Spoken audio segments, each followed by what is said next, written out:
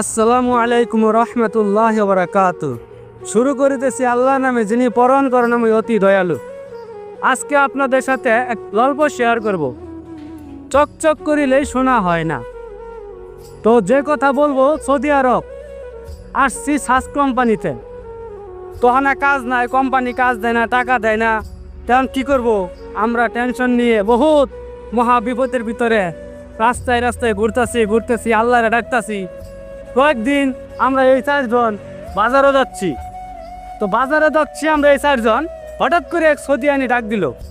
তার আগে পুলিশে ধরলো, দৈরা জিজ্ঞাসা বাগা করলো, করার পরে যাই হোক পুলিশে ছাইরা দিছে। কিছুখানি পরে একটা সর্দি ধরলো, ধরার পরে বললো তোমরা কোথায় থাকো? তো বললাম অমুক জায়গা থাকি।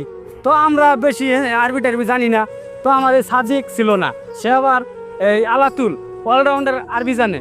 আর ওই যে ফয়সাল, উনি আবার মোটামুটি আরবি জানে। যাই হোক ধাক্কায় ধুকে তার সাথে কথা বলছে।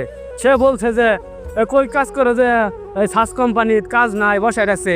তখন ওই সৌদিয়ানি বলতেছে তা আমার কাজ করবা, 5 জন লোক লাগবে, বেতন কত? তখন আমি বললাম যে বেতন 2000 টাকা, দেখাই দিলাম মোবাইলে। তখন সে বললো 2000 না 1500। তো আমরা বেশি ভাষাও জানি না। পরে ওই মুহূর্তে কইলাম কি যে তাহলে আচ্ছা ঠিক আছে। তো আমরা লোক আসলাম 4 জন। তো উনি তখন বললো কি 5 জন লোক লাগবো, আলাতুল আকামা করে দেবো। তা আমরা তখন বললাম পাসপোর্ট নাই, আকামাও নাই। পরে বললো প্রবলেম নাই, কোনো সমস্যা নেই, সব আমার, আকামা করে দিব, আলাতুল চাষ। তা আমরা মনে করলাম যে আঙ্গুর কপাল খুলে গেছে। আল্লাহ মনে হয় এটা আল্লাহর পক্ষ থেকে আইসে, মা বাবার দোয়া, বউ স্ত্রী স্বামী বুড়াহানের দোয়া। যাই হোক, তো ওই আল্লাহ মনে হয় এটা কপাল খুলে দিছে, কামে লেগেছে। 1500 টাকা বেতন দিতে দেয়, তো থাকে খাওয়া ফিরি, তো ভালোই যাক, আলহামদুলিল্লাহ করমু। তখন ওই সাদিককে লইছি, সাদিকটা আবার আলবি জানে। তো ফোন দিছে, ফোন দেওয়ার পরে হ্যাঁ রে বলতেছে 5 জন না 7 জন লাগবো।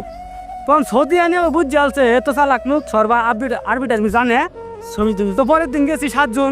কতদিন পরে আবার ফোন দিছে, আপনি কই? যে ডেট দিছিল, যে জায়গা থাকা একটা বিল্ডিং এর নিচে, ওখানে গেছি।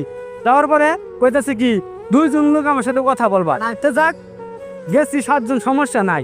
আর বাকি দিয়ে সরে নিলাম, ওরা 2 জনের কথা কব। আর আহে না। এই যে পরে ফোন দেওয়ার পরে কতক্ষণ পরে কয় কি 2 জন লোক লাগবো, আমার ভাই পাঠাইতেছি। কই ভাই পাবো? অনা আসল কথা হইলো ওই হালা ভাট পাড়া ছিল। 2 জন 4 জন যদি নিতে পারতো, 4 জনে নিতে পারলে ঘরের ভিতরে আটকাইয়া ব্যাকমেল করতো, ঠিক আছে। তখন যখন সাদিক কথা কইছে আরবিতে, তখন বেটা বুঝ জ্বালছে এটা তো ভাটপাড়ি করা যাবো না, এটা তো ব্যাকমেল করা যাবো না।